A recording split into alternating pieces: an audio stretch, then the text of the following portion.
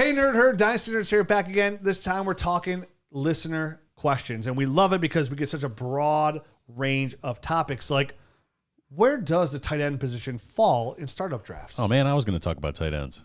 Yeah, you guys really love tight ends, which is cool, which is great. Maybe you're overdrafting them a little bit, but we'll talk about that. You have startup questions. We've got startup answers. Let's get into them. Ready, set, hut. Welcome to the Dynasty Nerds Fantasy Football Podcast, where we discuss dynasty strategy, rankings, and all things NFL. So get ready to geek out on fantasy football with your host, Rich Dotson. And welcome to the Dynasty Nerds Fantasy Football Podcast. I'm your host, Rich Dotson. He's Matt O'Hara. Hey. And he's Garrett Price. How's it going? It's going pretty swell because we're talking Dynasty Fantasy Football in February. It's actually the offseason now. Yeah. Officially. No, officially, right? Or officially the kickoff of the new year. It's the NFL offseason. Listen, we're talking rookies in 2 weeks because the combine starts. We're going to be breaking down rookies for 3 months, and then it's going to be summertime, and then the football season is going to start. And we're going to be just like we always do, playing corn and going, wow, that came fast. Yep. We all just let that dangle for a second, didn't we? Yeah, because my wife's ears perked up real quick. She's like, that's my husband. So we're back. Pregnant pause. Go ahead. You're welcome. So we're talking some Dynasty, and what we're doing today is we're doing a listener question again, the Q&As. Yes. But this is going to be really focused on startups because this is the time of startups, right?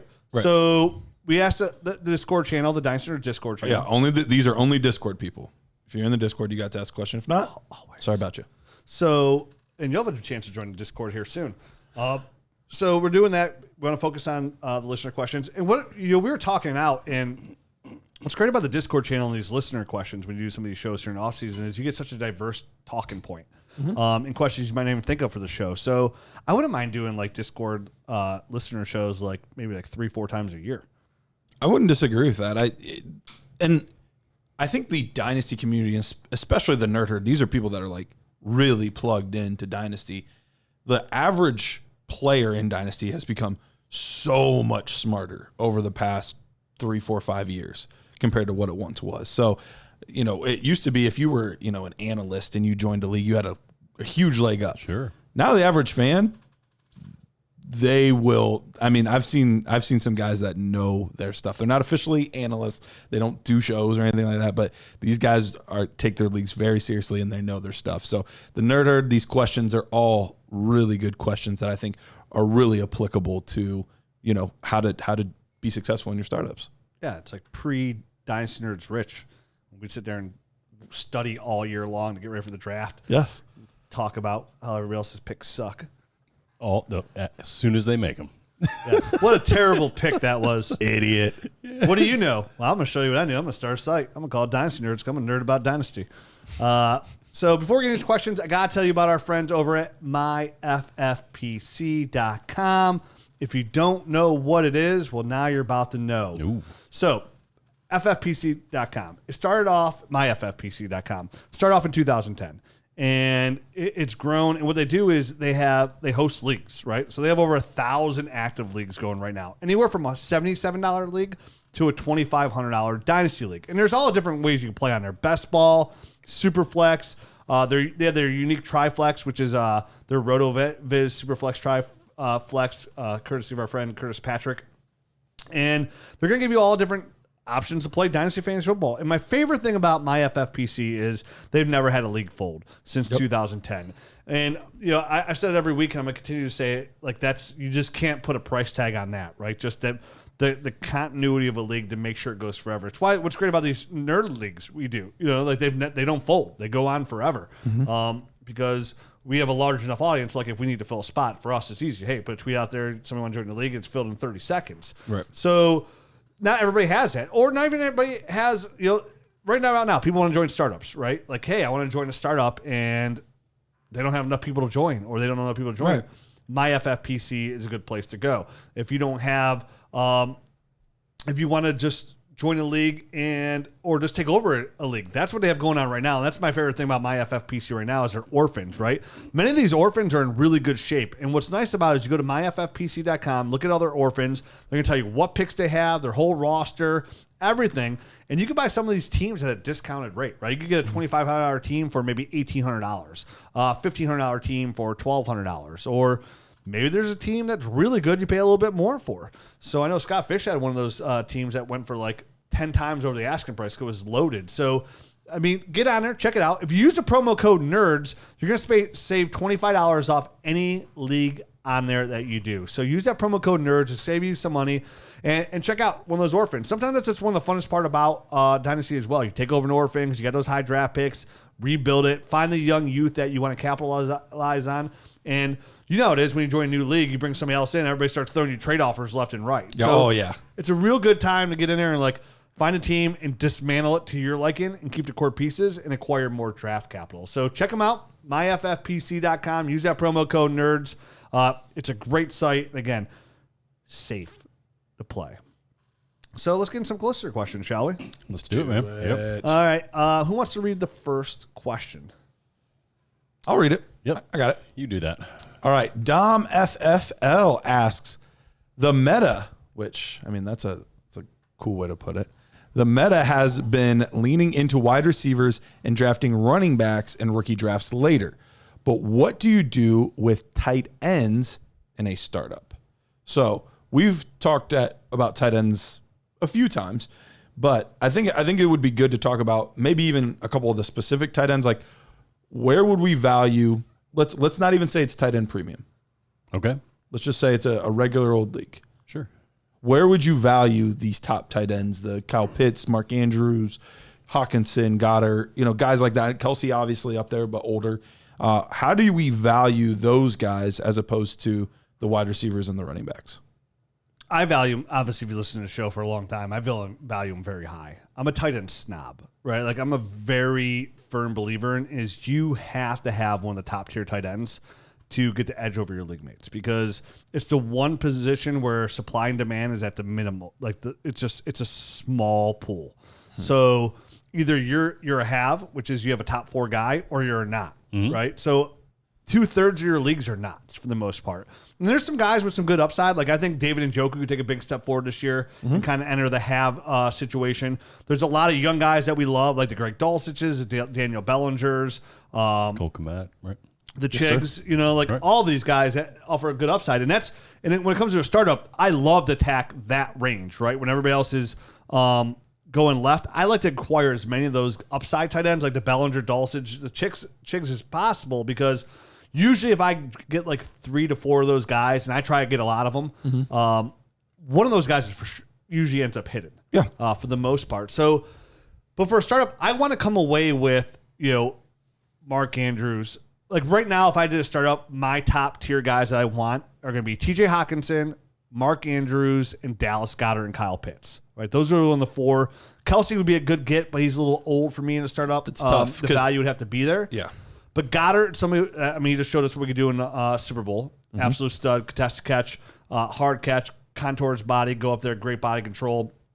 Kyle Pitts. TJ Hawkinson's a very solid athletic tight end. It really got a boost by going to Minnesota. A huge boost. That he went from like really kind of struggling for consistency to just turning it on every single week. So he has, I think, jumped a tier or so here in the Dynasty Fantasy Football rankings. Absolutely. And what's nice is with the depth at wide receiver right now, and maybe not so much at running back, like you don't miss out that much. Definitely at the receiver, because I do want to grab a really young receiver and start up early, but I'm honestly more focused on, I want to grab a young running back. Like I want one good running back, right? Just one. And that's it. Like I just want to grab one and figure the rest out later. You can find youth. But like I'm dead set on every start I've ever did is I have to get one of those tight ends. I have to get one. So let me ask you this. Where do you typically do it? Are you afraid to be the first person to start that run? Nope. Absolutely I'm not either. I'm not at all. And sometimes it's second round, sometimes it's third round, you know what I mean? Depending on format and setting. Yeah, format setting, depending on kind of what you're looking at. In a one tight end league, I'm probably not going to do the second round, obviously, but third, fourth round, if it's if it feels right, I go for it. You know what I mean? And Pitts and Andrews, you're probably going to have to take them in that range if you want to get them. And Pitts is a tough one. We'll talk about him a little bit more in the Nerd Herd episode, but the possibility of what Kyle Pitts could be a perennial league winner for the next decade. Right. But we just haven't seen it all come together yet. So that's the hardest part about guys like Pitts versus guys like Mark Andrews, where you've seen it. You know, you've already seen that come together for him. So that's always and where you take those guys and which guys you take will also determine a little bit more if you're on your startup, if you're going more for I'm trying to contend right now.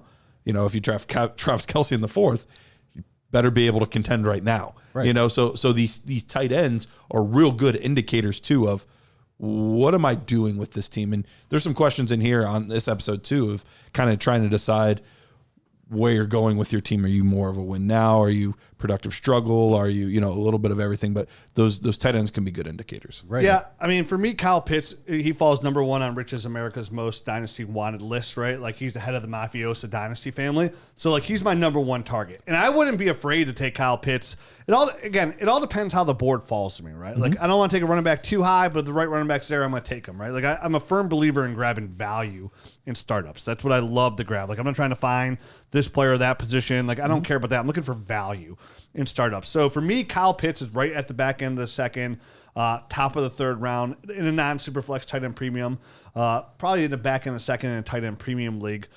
And once one person took Kyle Pitts, it's like, okay, it's on, right? Yeah. Right away. Like I'm not missing that run, right? And if somehow it did end up that way, I'll force the issue to make sure I get. What's good now is like you can get Dallas Goedert like a couple rounds later, without missing that run, and I would just make sure I overdrafted Dallas Goedert at that point if I had to. So for me, those guys that we mentioned, like those are my must-haves. So you would be willing because that is another big point in these startups.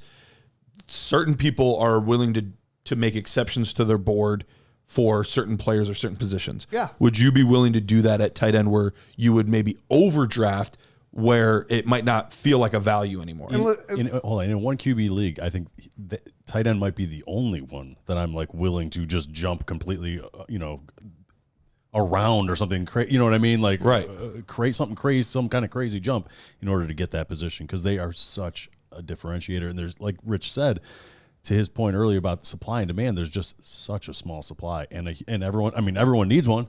Right. Not everyone's going to get one. You know what I mean? Forget that BS about like, oh, what an overdraft. Okay, do you want to miss completely? Like, I'd rather draft a full round earlier, which is what 18 spots, 12 spots ahead of where I would like. I should have taken them, right? Like, says who? Says Dynasty Nerds ranking, says DLF ranking, says who? Like, this is my team. This isn't Nerds team. This is my team, and I want to make sure I get my guy, right? Like, okay, so instead I don't get T. Higgins and I get Devontae Smith. Yeah, I'd rather have Devontae Smith anyways, to be honest with you. So, but I think you're making a good point on your values versus ADP. Yeah. Can be very different. Would you still be willing to go a round above where your value of the tight end is? Yeah, to make sure I got my guy. Okay. Again, but it depends else who's there, right? Like, see, that's where I won't be. Like, I would be willing to do it on ADPs, but I don't know if I could go like a round higher on my value the earlier guys. What if you had 3 guys at the tight end position? Okay, 2 of them have gone. Your next guy, you're like about a round away from really going, but you're up. And you're at an end, you know what I mean? Yeah, I hate being the last guy to take a player in a tier, but you can't think of it. No, I'm not saying this was a tier break. All right, I'm saying these are your 3 guys. Like these are your 3 guys. 2 of them, but I would have to take one of them. There's no way. The only guy I could take is about a round ahead of where I'm comfortable with. Right. Say you win this draft. Like I'm probably gonna grab my tight end round 4 or 5, and then all of a sudden the back end of the 2nd it goes Kyle Pitts. Another person takes Mark Andrews. Boom, boom. And you come up and you're at like 3-5, right? Okay. And there's a chance now because those first two went the back end of the draft. They have 2 picks. They take a tight end before you. Would you be willing to risk not getting that good tight end? I understand why you guys would. I probably would not. I'm a big stick to my board guy. Okay. And thinking that I would be able to trade whatever player I got there later to get myself a tight end or something like that if I needed to, assuming they perform to the level that I expect them to perform at. And then I would probably load up on the Bellingers and the Dulciches and those guys and try to get one of those to hit. I've said this before. I always feel like I can get wide receivers. Maybe not this year, but I can get a wide receiver. You know what I mean? Like I can get Amari Cooper in like 6. I can fill other voids in places either through the draft or later on in your startup draft. Mm-hmm. But the tight end is very tricky, and it takes a long time to develop most of the time. So it is one of those things where that is the exception for me. That's where I feel like and I can understand that. I'll reach for this guy over here, and I'll figure out the other stuff and fill in the blanks if I kind of overextended myself with one pick. And I say that by like if it went that example I said where it went Kyle Pitts, Mark Andrews. Like I'm not taking Dallas Goedert in the 3rd, right? Mm-hmm. Like. And I probably wouldn't take George Kittle because at the same time, like I would be willing to let it go behind me after that point because I know then I'll get George Kittle. I know I'll get Dallas Goedert, TJ Hawkinson coming back, or TJ Hawkinson come back. I know I'm most likely to get one of those 3, and if not, then I know I'm going to settle for my next guy, which would probably be like David Njoku, right? Like somewhere along those because lines. in my mind, if tight ends being overdrafted, then that means I'm getting value somewhere else. Maybe it didn't stick to my original plan, but I really try to stay very fluid in the draft process as much as I can. That's why I usually try to start and set that tone by taking a Kyle Pitts or a Mark Andrews. And usually, like, I haven't been in many drafts where that's happened, where it's gone like, oh, Kyle Pitts and then Mark Andrews. And I'm like, oh, what do I do? Right. Because I have been in that situation before, and I've just kind of waited then. I have waited on it. But for the most part, once that 3rd round comes, in my eyes, like that back end and the second, depends who's there, that 3rd round, like I'm eyeing tight end right there. That's usually my sweet spot for the position. And even in Superflex tight end premium leagues, where I like to go quarterback, I have no problem taking my tight end right there at the 3rd as well. Like the Mark Andrews. If Kyle Pitts is somehow there, that'd be a home run. I haven't done many startups where Kyle Pitts is a rookie or a player in those. So for me, though, like, it's Superflex tight end premium, right? Like if I'm in a league where it's Superflex tight end premium, I have no problem my first 3 picks being 2 quarterbacks tight end, right? Like literally what the league is called after. Yeah, like I want those primo positions. So if you're playing a Scott Fishbowl where you get extra points for first downs and you got a running back or carries, you're like, okay, now that's an extra special point for that position. Right. Now I'm a little bit more focused on that position. So like, it's important to know your league rules and structure because without doing that, that's an easy chance to get yourself in a hole right out the gate, right? So if you're doing a startup, let's start there, is you want to stop, you want to read over the league rules and check everything. Like, is there a league mediums in it? Like, what does everything entail? Superflex leagues are one of the ones that you really got to check because we automatically talk about how valuable quarterback is in Superflex leagues. Well, is the quarterback scoring 6 points per touchdown or is it 4 points per touchdown? Is it a point for every 25 yards, a point for every 20 yards? Like those types of things. Is there any penalty for sacks and completion? Like specifically the quarterback position is the one that gets messed with the most. So you really want to check because that can change your values of the quarterbacks quite a bit. And so like I also like to focus on in my startups when it comes to tight end is like this year, for example, it's a really solid rookie class tight ends. Mm-hmm. I love to go on like when you get to round like 14, 15, right around there.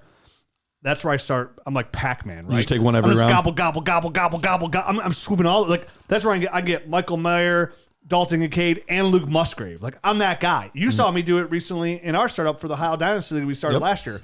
I came away with Greg Dulcich, Daniel Bellinger. I ended up got like 4 of the rookie tight ends. Dulcich looks great. Bellinger helped. I ended up starting Dulcich the whole year. I won the league. Yeah.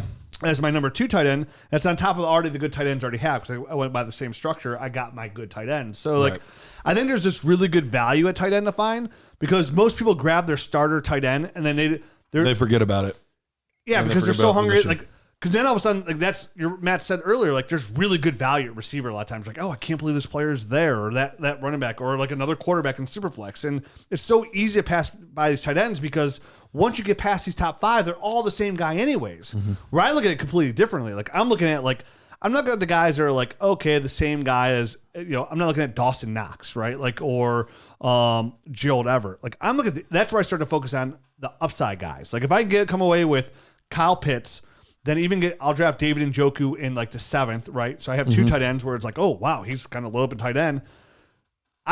I'll still hit when I get to like around 13, 14, 15. I'm grabbing all those young guys to put them on my roster. If you've ever seen any of my dynasty rosters, I usually have about 6 tight ends rostered. Yeah, me too. And about 3 or 4 more on my taxi squad. I'm just constantly doing it. You know what I mean? And my startup strategy is very similar too. I'll start back end, like you said, just start loading up on high upside guys, because you never know who the next guy to kind of emerge and be the guy. The next Logan Thomas, Darren Waller. Right, whether it's a short-term guy or just like out of the blue, he Robert all of a sudden, Tonyan. right, exactly. So or Greg Dulcich himself, who's a rookie this year, showed promise. I mean, those guys in a tight end premium league or any one quarterback league, again, because the tight end is so thin and it's such a shallow pool, is even if it's not a 1-for-1 trade, those are the kind of throw-ins that you throw in that really get a deal done, right? Like, man, I really want to get that first, but like it's like a borderline trade, doesn't really want to get it first, but then all of a sudden you throw into like a Greg Dulcich and you're like, oh yeah, I want that. Like, there's a lot of deals that I get done because of the depth I have at tight end, and I throw those players in, right? I remember a couple of years ago, there's a deal where I was trying to get done, and I wanted to get rid of Saquon at the time, and I want to get Debo, and I want to get J.K. Dobbins and multiple firsts. And he kept denying the trade, and he really wanted Pat Freiermuth, and finally Pat Freiermuth had like his big game his rookie year, and he accepted a trade after I sent it for like the 3rd time. And Freiermuth was the key to getting that trade done. Yep. So a lot of people, that's the thing. It comes down to the have and have-nots, and the have-nots will always want to be haves. Right. So the better you can put yourself in position to be a have on the tight end position, it just opens the door, not just on how much talent you have, but it opens the door on how many trades you can make and structure the way your trades look. Because having that tight end to throw in always gets deals done. Having Njoku last year got me Tyreek Hill on the Dalvin Cook trade, right? Like, he didn't want to make that trade up, but once I offered him like David Njoku, who just signed an extension, it immediately got the deal done. It's funny how the tight ends, when you start adding those onto the trades, turn maybes into snap accepts, and that owner feels really good about it. And for the most part, honestly, when you make those trades, those guys there's no difference between getting David Njoku, who's averaging 10.1 points, or getting Gerald Everett, who's averaging 9.3 points, right? Like, it's not going to, week to week, it's not going to make a big difference. Nope. Right? But people are still craving that upside, right? The next Dallas Goedert, and they're just hard to come by. And we've been waiting now for as long as I've owned Dynasty Nerds and been doing this podcast, which is 9 years. We've been waiting for that list to get wider, but it's always stuck at 4, right around there, like 4 to 5, like not even 5. Really, I was gonna say sometimes it's 3. It really is. It's not a big list, and it doesn't seem to be growing. Every once in a while, a new guy will kind of emerge, but then another guy will fade away. Darren Waller kind of disappeared. You know what I mean? Right. This year was 6 down. We're all equals. They're all from 152 down to 135, which is 5 to 14. And then it was Evan Ingram. It was at 176, so 24 more points than Tyler Higbee, who was at 5. And Evan Ingram was a difference maker. And then you go to 190, 200 points, 250, and towards Travis Kelce is the mecca of all meccas. He's 316, but that difference per game, that 12.7, that 13.4 over everybody else's 9 and 8, those 3 points of game difference are difference makers. They really are over your league mates. And that's how you win games that you could have lost. Because we all see it all the time. Like, oh, I lost by 1 point, 0.3 points. Oh, 2 more points. The tight ends are the difference makers. There you go. All right. Am I asking all of them? Or are we mixing it up? I'll ask this question. Okay. All right. Go ahead. I talked way too much, and as it always is. Matt, let me ask you a question. Uh-huh. Peludo asks, what's the... Yeah.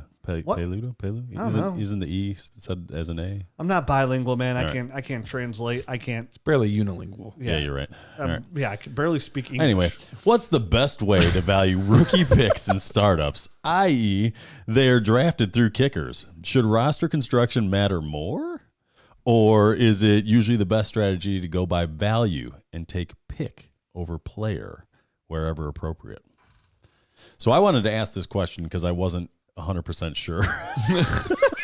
And you didn't want to answer. And I didn't want to answer it. So I want to hear some of your guys' answers on this. I've done this quite a few times where we'll do startups where the rookie picks are just placeholders. Yep. Kickers or random players like, oh, Donald Driver, I just drafted him. Like you just now I get what I didn't understand the question, so I wanted. So 1-1 would be like Tom Brady. Gotcha. So you draft Tom Brady and you just write in the notes 1-1. Got it. Yeah. Okay. Yeah. Exactly. So, so he's basically asking what's their value, and this can be really hard. I actually get this question from people a lot. Like, okay, I just drafted the 106. What does that mean? like what do I do with that? And for me, the best way that I go about it is I like to have kind of before I go into a draft like this, I want to have my at least first 3 rounds of my big board set. Now, it's going to change as soon as there's landing spots, but I want to know roughly, like, okay, on my big board in a Superflex league, the 1-6, that's roughly Quentin Johnston. Okay. Would I rather have Quentin Johnston or would I rather have DJ Moore? Exactly. And so that's how I kind of make my that's how I determine where that is, and that's not too hard to do with like the earlier picks, but it's a lot tougher when it's 2-9. Yeah. And you're like, that is difficult. Well, what do I do with 2-9? And so then I go to my big board. Okay, for me, that's roughly this player. Would I rather have him or would I rather have the guy on the board? I think that's a good strategy. I think me personally, I would probably have to have a 3-way system going. The giggles. I tried to hold it in. I know. As soon as it was one of those I wanted to reel it in as soon as I said it. Things. But I would want to have, obviously the board that you were drafting off of. Then I'd want to have my rookie rankings. Then I'd want to have ADP because you know what I mean. Those things can be different, and I kind of want to balance all 3 of those. I'd look at the 1-2 here says on my board I could draft this guy. The consensus is this other person. Would I rather have either one of these 2 guys before this person? You know what I mean? That's kind of how I would do it, and that's how my brain works. So that's how I would think of that question and try to answer it. I've done drafts like this. I can go either way on them. It doesn't matter. Like I'll put it to a vote in my new nerd startup if they want to do that. I do enjoy rookie drafts by themselves. So it's kind of like, I do like that aspect of it, or just wait till the rookies are in the draft and draft them that way.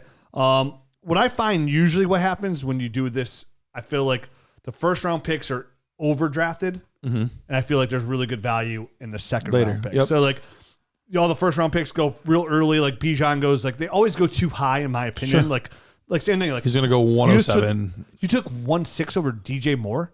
Like what are you doing? Like if somebody offered you that trade. Not in your regular league, like nobody's doing that. Like, hey, I'll give you my first round pick 1-6 for DJ Moore. You're like, I don't know about that. Well, Matt would do it. Matt. You know what I mean? But there ends up being like the second and third round, same thing. I'm a big tight end rookie drafter, right? Like, so I'll swoop up all those third round picks, right? And usually that's always a run. Like once one person takes a first round pick, I need to take those picks. They all go, and then somebody takes a second, then 2-2. Like it's usually you'll see those like run that way. Yeah. But I always find value elsewhere because I always believe in taking like a sure thing over like a gamble. Well, who that really benefits is it's the people that know their stuff. So if your league is open to it and you're somebody that has done their homework, you have a huge benefit over everybody else in your league because you actually know who the 2-8 is. Who's good and like who's going to be a value at that spot. Right. So there's that's a risk why involved. there's 100%. Just because you have that guy at 1-6, somebody else might have him at 1-3. And sometimes you target that player like, I can get Zach Charbonnet at 1-8. And that's why I wanted the all of them, the 3-way board that had the ADP as well involved in that, because just because you think a guy's valued somewhere doesn't mean that the consensus or anyone else's. Because some people do their startup draft that way, like, okay, I'm not going to take a running back, but I got 1-6 and 1-7, so I'm going to take 2 rookie running backs, and now your whole thing is just based on those two rookie running backs. And there's a chance you don't get the rookie running backs you even wanted in that draft because sometimes those rookie drafts are different than you regularly see your draft because now they're drafting these rookies off what they did their startup, right? That's a really good point, Rich. Do you guys look at them like that? Like if you get a pick, you don't look at them as a position, right? I look at them as a range. here's 3 or 4 guys that should be here in this range. But I bet you that there's people that do think like that. 100%. And I think that's... I'm walking away with Tank Bigsby and I think that's super dangerous. Like super dangerous. If I'm picking rookie draft picks in a startup draft, that's a blank spot on my page. That's not. I haven't filled a spot yet. Yeah. I'm not. You know what I mean? Not a roster position. Not anything. No, you can't think of it that way. And the other tough you part, get in a lot of trouble like that. The other tough part is, and once again, that's why I said it benefits people that are prepared. But even when you're prepared, I was a part of a draft like this last year, and it was a guy that I really respect, smart guy. But if we remember correctly, everyone was in on Malik Willis. This guy took in a startup. I was never in on Malik Willis. No. Malik Willis was taken in the second round of a startup. Oh, wow. That's going to set you back. It was a Superflex? It was a Superflex, okay. but I mean, that's going to set you back. You're normally taking, I mean, he taken, names, will you? No, I'm not going to name names. I'll tell you off the air. Beginning with the K? No. Okay. No. But I think of the guy who loved Malik Willis was, because it rings a bell. I can't remember. Yeah. But, so that can, but vice versa, you can get some huge gains on that if it's somebody that, everybody's thinking is going to go in the 4th and they go in the 2nd. You can get some huge gains on some of those things. So it can go both ways, but there's a lot of risk involved. And honestly, it can go the same way when the rookies are just in a startup, right? Like I made that mistake. Like I loved Corey Davis coming out. Absolutely loved him. In my high stakes startup league, I took him in the 2nd round. Set my whole team back. Yeah. A 2nd round pick. Set my whole team back. Because I told myself, and that's the lesson I learned. That's about like 5-6 years ago or whatever. 5 years ago. And I was like, and even after it was done, I was like, man, that was a mistake. Like I got to learn from that mistake. Like, I took the high upside that I believed in over proving commodities for that. And like, that's early, it's hard. Especially early. Yep. You can't miss with your first 3 picks. And the problem is, if he hits, he's as good as all those available guys that are proven. Right. But if he misses, your whole team's set back. Like, you are set back. It doesn't matter what anybody else says, like, oh, 1 pick shouldn't set you back. A top 3, one of your top 3 picks, those have got to be good players. Mm-hmm. I mean, I was intoxicated during the Dynasty.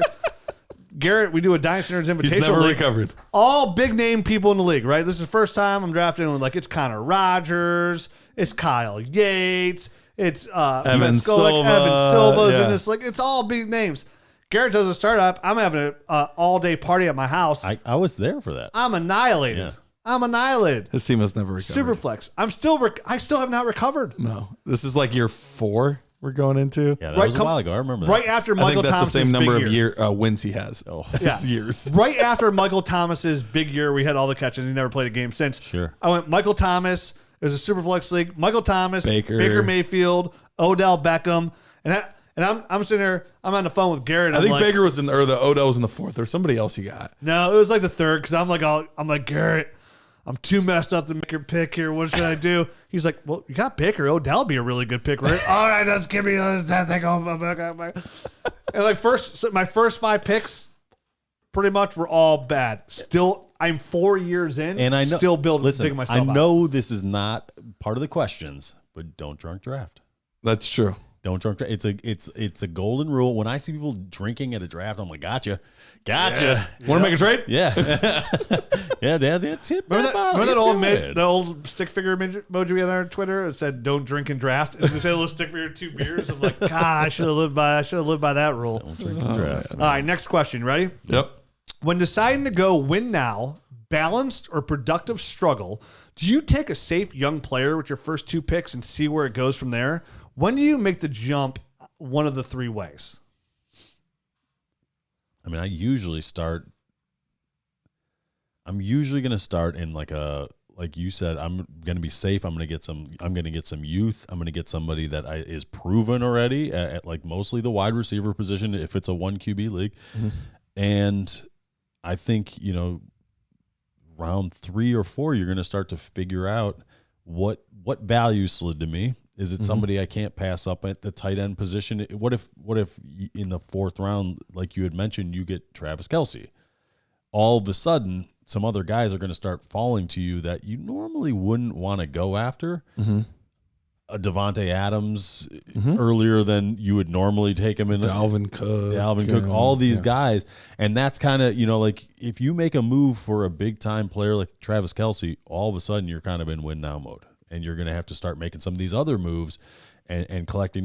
You don't want all old guys, but you might take a couple of guys because all of a sudden their value is just staring you in the face. And you're like, all right, well, I already got Travis Kelce. I might as well get another stud on my team that's not long for this league. But maybe I'll win, year 1, year 2, and then, I'll start doing stuff through the rookie drafts to kind of supplement those players now. Like next year, I'll start drafting young wide receivers and young tight ends to kind of take their place eventually in a few years when they're out of the league. I know for me, I always put my first round pick up for grabs every time. Don't always trade it, but I just want to see like how much do people value X pick, 102, 108, whatever it is. And then from there, if I get good value where I feel like, I'm making out, really good. I traded 106 and I got their second, third, and sixth round pick, and I think this will set me up for success. Then, that's going to determine which way I go. If I can't do that, then, I probably took a quarterback if it's a super flex league. And, I kind of build from there. But you're right. It usually tends to be right around the 4th round range to where you start to see some of the really talented players that are 28, 29, 30, that you're trying to decide, okay, at what point do I go after those guys or not? And that tends to be the range. But like I said earlier, I try to be really, really fluid. Like I try to let the draft come to me as much as I can. I try not to force anything, especially in those first few rounds, because no matter what in the first few rounds, I'm getting some level of youth. Like I'm not taking any old players in the first 3 rounds. So, it's still going to be Jamar Chase. It's still going to be a Patrick Mahomes. It's still going to be, those types of players. But so that's going to be my core no matter what I do. Now it's the ancillary pieces. Are those ancillary pieces older players that help me win now? Are those draft picks? Are those young players that I think have upside? Like that's where that kind of starts coming out from there. So in a common draft, I usually go, my key strategy is, Superflex, I want to get 2 quarterbacks early. I want to get a tight end early. I want to get players usually under 27, right around there for my core of a team. I'm with you though as well. Like I let the draft come to me and kind of determine how my team's going to go. A very good recent example here is, we just did that industry league, same thing. Bob Long, Jeff Bell, Rich Rebar, Chris Allen, a lot of big names in that league as well. Yep. So Scott Connor's in the league. There's a ton. I feel bad because now I've mentioned. Now you feel like you have to mention everybody. All of them. So there's a lot of players in that league. So typical strategy, no matter what with my first 2 picks, I'm going young and keep it preferably quarterbacks if I can get it. And after that, I want to see that the 3rd round is pretty much where my team starts to say, where am I going to go? And a key example in that league was Christian McCaffrey was available in the 3rd round. The moment I selected Christian McCaffrey, I said 2 things in my head. 1, I'm a win now team. I took a little bit over running back. 2, I'm 100% trading my first round pick next year. 100%. So what's good about that strategy is 1, you're a win now team. So your picks almost, and this is like a redraft. So it's way easier to like determine like, okay, I'm for sure making the playoffs in this league if I don't get injured, right? Because a lot of people do want to draft young, so they're a little bit harder, or trade back and acquire more picks like do productive struggle or trade back. You can almost guarantee yourself a playoff team in a startup if you want to. If you want to, absolutely. You can absolutely do that. So your first round pick instantly becomes less valuable because it's going to be a late round pick. And what's nice is if you trade your first round pick, and it's usually the startup is where you get really good value for that first round pick. Like it's always overvalued because like, hey, absolutely. I traded I ended up trading my 23 first in that draft to Scott Connor, and I ended up getting DJ Moore. And I told you, I was like, I just got DJ Moore for a random first round pick. You know what I mean? 14-man league. It ended up being pick 14 because I won the league. Right. So once I took Christian McCaffrey, my whole strategy kind of changed. Like mine was pick 12, and it wasn't to the point where like, okay, I'm just taking old players, but they became where I usually could just skim by those guys. Like they're my guys. Like, so I went for Christian McCaffrey, easily took Devontae Adams right afterwards. And then I made sure I was drafting players that I felt could help my team win now. Where some people are like on the edge of like, well, I like Mike Williams and I like this player who's 23 and Mike Williams is 27. I'm going to take him. Boom. I'm taking Mike Williams, right? Where can I stack? Where can I grab that value? So I let the draft come to me. I've never done a productive struggle yet. I know you have. And I don't necessarily want to do that because I am always trying to win. No matter how I do it, whether it be a startup or rookie draft, I'm trying to win. Maybe can you kind of explain productive struggle? I Yeah. know. I mean, you kind of threw it out there in the question, but maybe somebody doesn't know what it is. Yeah, basically what it is you're more or less punting your first season. Like, outside of something miraculous happening, you're not making the playoffs because most of your startup draft capital went into draft picks, rookies, or second-year players. Like, that's almost solely what you build around. And you tend to be able to, especially, your first-round pick. Then there's a guy, let's say it's like midway through the first round last year. At that point, it would have been somebody probably like Joe Burrow, who obviously can help a young team for sure, but people are very interested in those quarterbacks. So you can probably get yourself what would be the value of like 3+ first-round picks for Joe Burrow. Now, you're not going to get that because nobody has that type of capital yet, but you'll get their first next year, their first the year after, plus their second round and 5th round pick, or something like that. Yep. And so you're acquiring a bunch of assets knowing that this year is not going to go well. Think of, what the 76ers did, trust the process type thing. But in a year or two, you're going to be tough to deal with because you just had 6 first-round picks in this draft and 4 in the next one, and you build your team that way. It sometimes works beautifully. If you don't draft well, it's going to be terrible, and then you just set yourself back another 3 years to start over again. So it's fun, and it can work out really well if you draft rookies well. If you do not draft rookies well, it's not going to be a fun league. You're going to be circling the drain for a while. You essentially look for every opportunity to trade back in your startup draft. Like, so your first pick's going to come right around that. Like, you ideally in a productive struggle, you want your first pick to pretty much come in the 3rd round of a startup because then you trade your first. Maybe you grab another second. If not, you have 2 3rds, but then you trade your second as well. And every time you're trading back, you're grabbing people's future first round pick. Like, that's the key. Like, you're not looking for like, a 4th and a 5th and a 6th. Like, you want people's first round picks the following year. So you own those draft classes. So the productive struggle essentially is like you're putting and you don't draft anybody over the age of like 26, period. Right. No matter what.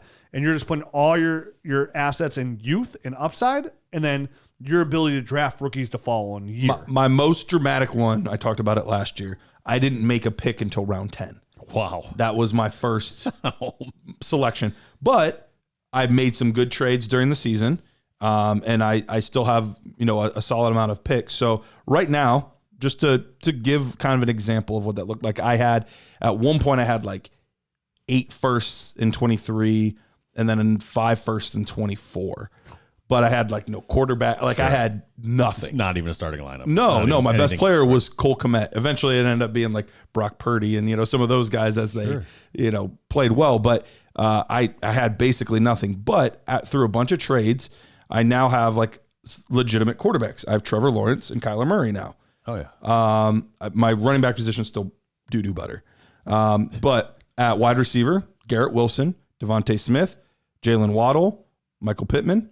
So I have a really solid wide receiver core. And then at tight end, I have Dulcich, Cole Kmet, Bellinger, Harrison Bryant, Noah Gray. So a bunch of like upside players there. So, and then I still have pick 5, 11, 12 this year, 3 firsts the following year. So it's looking like it's going to turn out really well. But quarterbacks and receivers are a fantastic core. Exactly. So it looks like it's going to work out, but you have to be able and willing to trade for value in the right players at the right times. And, so there's a lot of risk involved with it.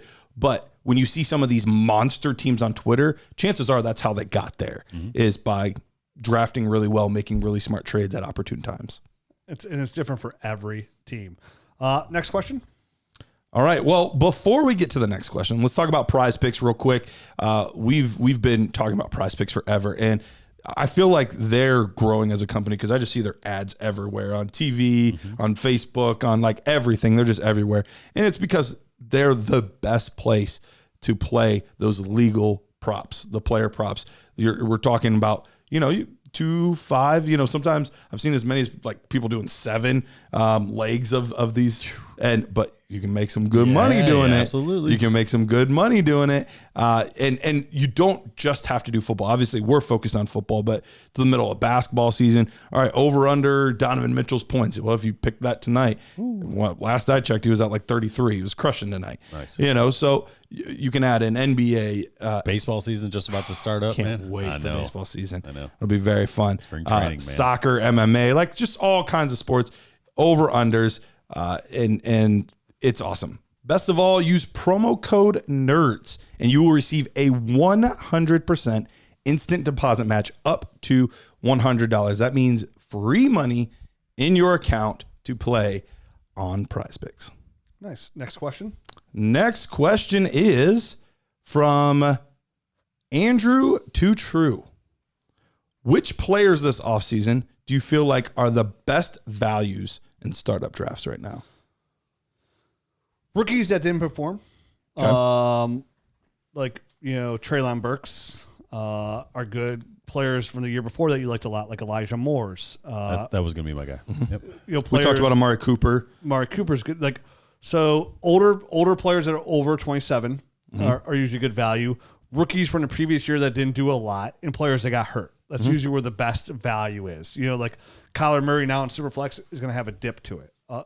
Dip because of that. Tony Pollard will have a slight dip because of his injury. That where was he going to went be there. another guy I brought up. Yep. So it's just finding that's where it is like where did you go into this season? Where are these players ranked, and then where are they going to startups? Because they always fall because people look at those players as risk, and like we mentioned before, people don't want to take a lot of risk. I mean, would a guy like Jonathan Taylor qualify? He might be a guy that slipped slightly. Especially from last year, he was going one or two. Yeah, he's currently still number 2. Oh, is his ADP on Sleeper is 13. So he's not quite a value yet. Too high for me. Yeah, it's still too high. But at the running back position, my favorite value on Sleeper right now is still J.K. Dobbins. Yep. He's his ADP right now.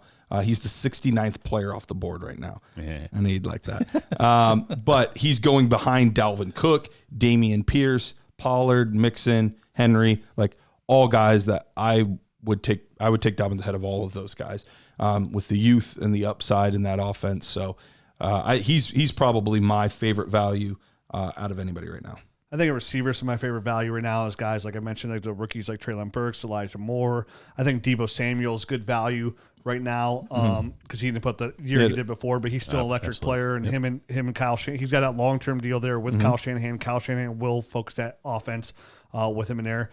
Still Mike Williams, even though he finishes wide receiver 1, still find himself as really good value.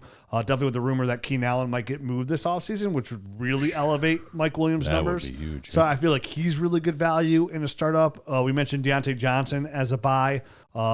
As a good startup. So those are a couple of guys at wide receiver that I feel are really good value. And I'm sure there's a couple more rookies and guys like upside, like young guys are upside, like Isaiah Hodgins, who we mentioned in our shows, the DJ Sharks. Those guys are upside to value as well. Yeah, I mean, Kadarius Toney, that guy.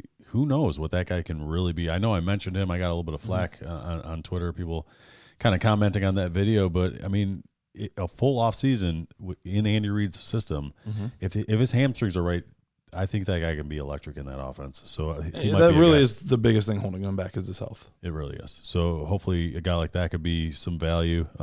Maybe Daniel Jones. Who knows? Just if there's a little bit of uncertainty around a guy, whether or not they're going to sign him or not. So Derek Carr has been a great value so far absolutely. that I've seen. Just because people don't know where he's going to go yet. Newsflash: wherever he goes, he's going to be the starter. Yeah, so he should still be valued pretty highly. Sure.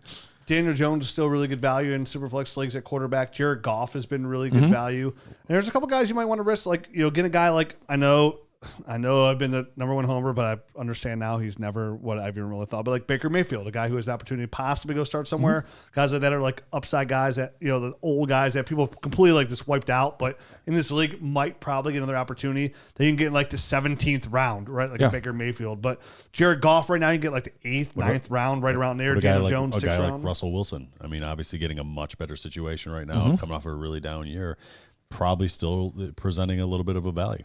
So I think he can, obviously he can really up his game in that offense. So you're just finding value. That's what it is in a startup.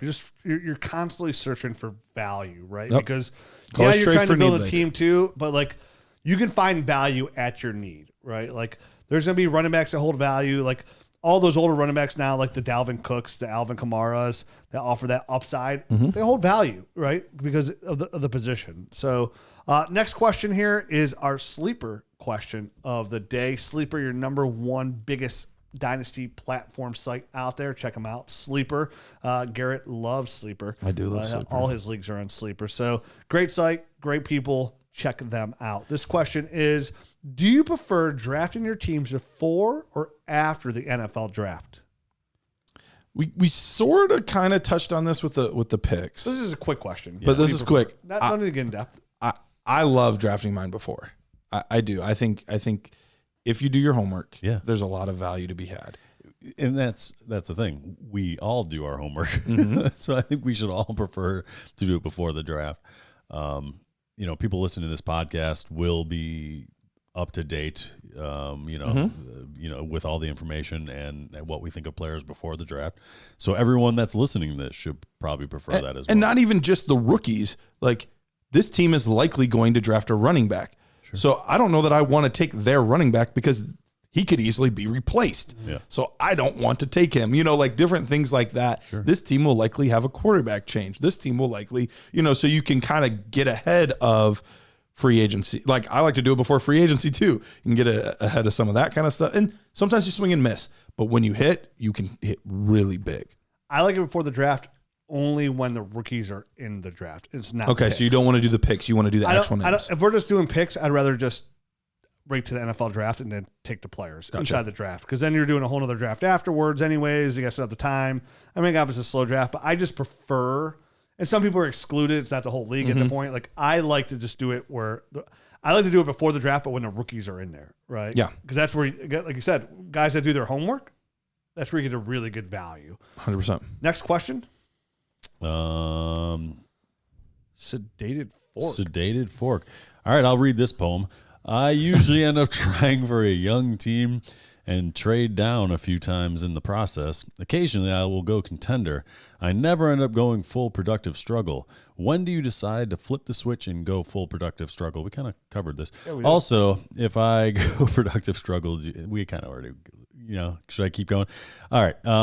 Also, if I go productive struggle, do you look at the next year's draft class and fade positions that are stronger in that draft class, or do you just go best upside available in the startup? I think that's the point that we didn't really touch on at all. I should have kept reading. Yeah, which is I think an important part of it. Yeah, if you're going to fade, certain positions in your draft, make sure you know what's coming up down the pipeline. Absolutely. And that's why, even if you don't play Devy, have friends that play Devy. Like us. We have Garrett and Jared. Yeah. We don't play Devy. Rich and I, no Ask them all the time. Yep. Yeah. Hey, how's next year's class look? What positions are good and not good? Yeah. Because it does. It'll change, especially in a startup. That'll change a lot of things. If you, and that was part of the reason the productive struggle team that I literally just talked about, I said, my running backs are doo-doo better. My two best running backs, now granted I love both of these guys, so that sounds kind of mean, but are DJ Dallas and Zamir White. Like, those are my two best running backs. They're not getting you week in, week out points. No, they're not. That you're looking for in the starting. But I was okay with that because I knew the 2023 draft was running back heavy. Yeah. So if there was going to be a time to fade the running back position, chances are you're going to do that in productive struggle anyway. But if there was a time to do it, it would be this class, because I knew that there would be a lot of opportunity to fill that position in the draft. If you have a lot of picks, you're like, okay, I'm for sure getting Bijan, so now I have the 1-1 dynasty running back, and maybe I can get like Charbonnet, a Bigsby. Somehow maybe I work out and look out in the Gibbs, like some of those lines. So, yeah, I mean, it's good to look ahead. I mean, you're always looking ahead in Dynasty as well. Like, you're looking where your team is now, you're looking ahead where your team wants to go. It's a forever process of self-evaluation in Dynasty. It's a constant thing you should be doing. Almost, I mean, I know it sounds crazy, but almost weekly, right? Like, overviewing your roster. What are your needs? What are your strengths? What can you sell? What can't you sell? And you should be constantly throwing trades out there. It's okay to get rejected in trade. It's okay. And you have to look at everything too. It's who's going to be a free agent next year on my team. Is he going to get a better situation, or do I think it's going to be the same situation or a worse situation? Or is somebody on another running back on his team going to leave, and now he's going to be in a better position? So you have to look at all that kind of stuff. You have to look at the draft's coming up and what kind of, strengths and weaknesses all those draft classes have. It's all married together, and you do just have to keep evaluating and keep that thing churning.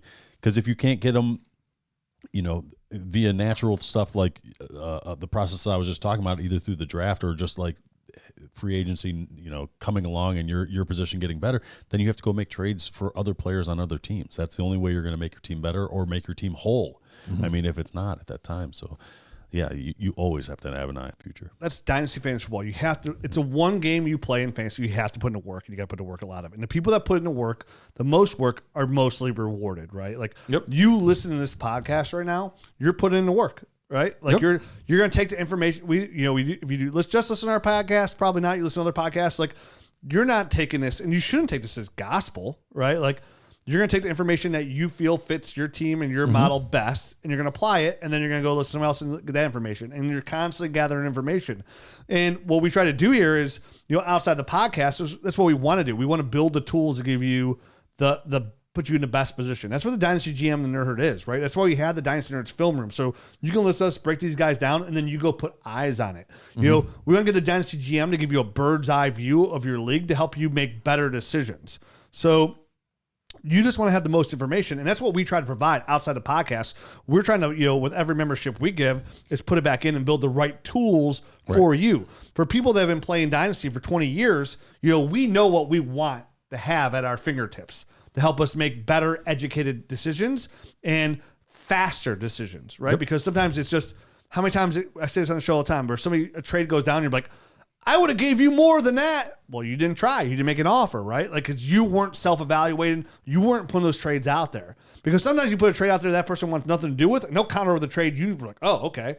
You'll get trade offers like you didn't even know it was coming. Like, hey, you want Daniel Jones for a first? Didn't see that coming. Yep. You know what I mean?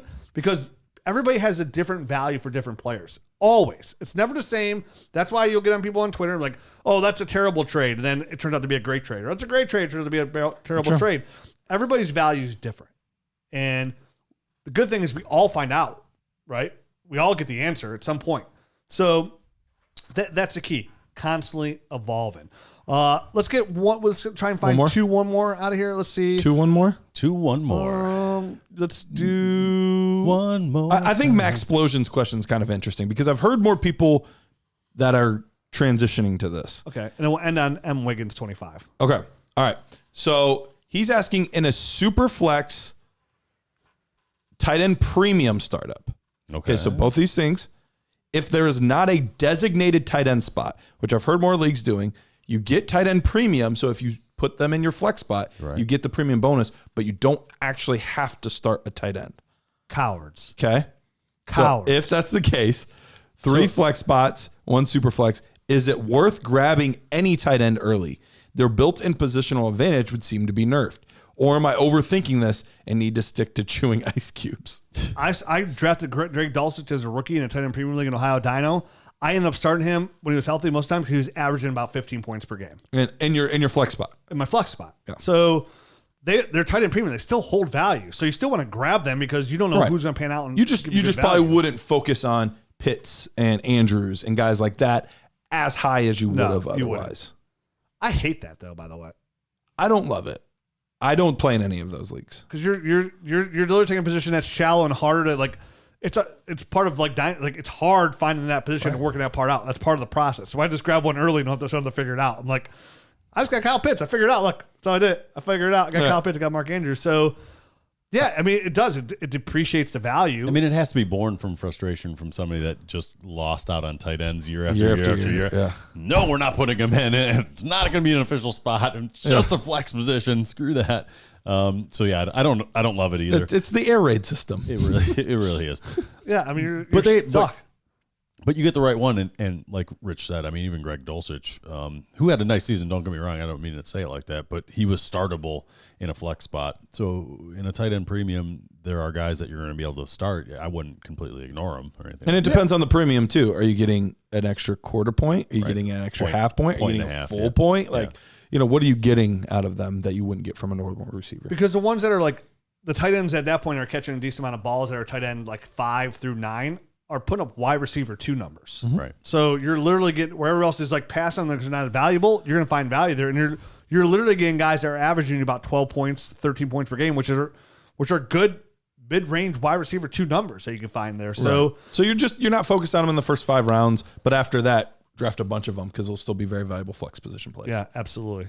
Last question comes from Evan Wiggins 25. I'm picking 1-1 in a Superflex dynasty, 6 points per touchdown.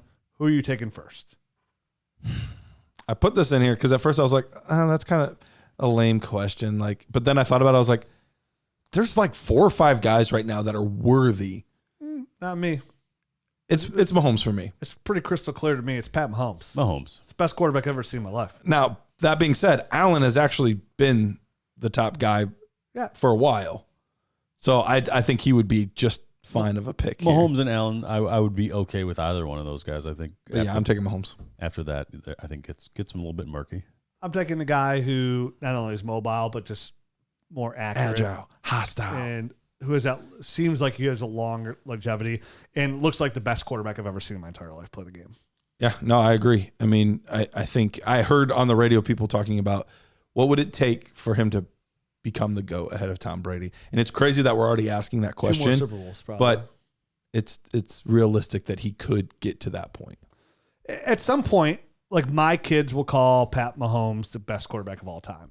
You know what I mean? Just like LeBron and Jordan kind of thing. Just like nobody now would say, "Oh, Otto Graham's the best quarterback of all time." He went to 10 straight. He went to 10. He was in the league for 10 years. Won 10 championships. Won 6. Right? Like he's the reason the Browns are so popular and so big is because they had Otto Graham, the Jim Brown. They're all on TV, so it's like that's why there are Browns backers everywhere. So I know it's just because I live in Cleveland, but if you look it up, the Browns have one of the largest outside of Ohio fan bases in the world. Yeah. They're literally a Browns backers bar. They started all that. The Browns started that. The bars that cater to one team. The Browns started that all over the world. Every state, every country, Dubai, Russia, wherever you want to go, they have a Browns backer bar. So it's a generation thing. And they went from Otto Graham to Roger Staubach, to it kept going to Terry Bradshaw, to Joe Montana was like when I was growing up, Terry Bradshaw or Joe Montana was the GOAT, right? Best. Like Absolutely. the best, unbeatable. And then it went to pretty much after that. Some people would want to argue like Elway, they got in that point, but Elway didn't win anything until Terrell Davis came along. And then it was Tom Brady. It was Peyton Manning For a hot second. and then Tom Brady. And now it's going to be Pat Mahomes, and who's going to challenge him? It's going to be, I feel like it's going to be Joe Burrow. Personally, Joe Burrow's up there. Josh Allen. Josh Allen's got to get a Super Bowl if he's going to start overtaking Burrow. As I say, is there anyone in the NFC? I mean, Jalen Hurts. Yeah, Hurts. Jalen Hurts has a chance. He played great in that Super Bowl. I think that is one of the things that's being overlooked a little bit. Dude had 4 touchdowns, over fantastic. 300 yards, ran the ball well, threw the ball well. Massive miss of mine. He had one mistake. Big mistake. That he just dropped it. Yeah. He just flat out dropped the ball. And kicked it. And then, and it was returned for a touchdown. And outside of that, he was almost perfect. Yeah. Two quarterbacks that wildly exceeded my expectations. Yeah. Josh Allen and Jalen Hurts. Jalen Hurts, yeah. Wildly. Jalen Hurts, again, he turned a corner, and things that I thought he wouldn't do well, he does exceptionally well. We're seeing better development out of these quarterbacks than I think we've ever seen, because it was always the narrative, if you're not accurate, that's not something you can coach. Right, and both those guys. And both of those guys have done it. And I think that we're starting to see, could Justin Fields be the next one? Even though he was accurate in college, I know he hasn't done it as much in the NFL. But can he be the next tier? He could be another guy in that same vein. My buddy Ryan McDowell today put a tweet out saying, Hurts has now entered that category of closer to Mahomes and Allen than the other tier. So the one question I have is that last throw. What the heck was dude, that thing? I said the same thing. I was like, that I could. His shoulder didn't look good. No, is he okay? Like, what the heck happened? Like, that was. He's got 9 months to figure it out. All right, that was about 35, 40 yards. That was the most. It was the. That was bad. That was like an SNL skit. Like he's winding up for the Hail Mary, and it went 35 yards. It was pretty bad. Yeah, so hopefully he's okay. Yeah. So no, he's up there. I mean, I really like Joe Burrow and Trevor Lawrence and Superflex. Like those are like two guys I love value wise. But Hurts definitely right. Like if you're doing a startup, like he's in that category. Like who would you take, Joe Burrow or Jalen Hurts? What? Don't answer that.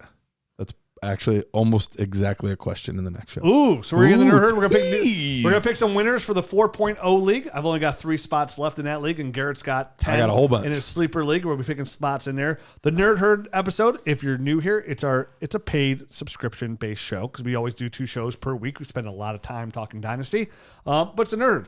You heard me talk about the GM earlier and that bird's eye view and the film room and all that stuff. That gives you a chance to get in there and check it all out. We have a lot of tools and stuff, and plus the bonus podcast. And it's really going to come in handy when we start breaking down these rookies because it takes so long to cover, and we do half on a free show, half on the Nerd Herd episode. So check it out. Subscribe.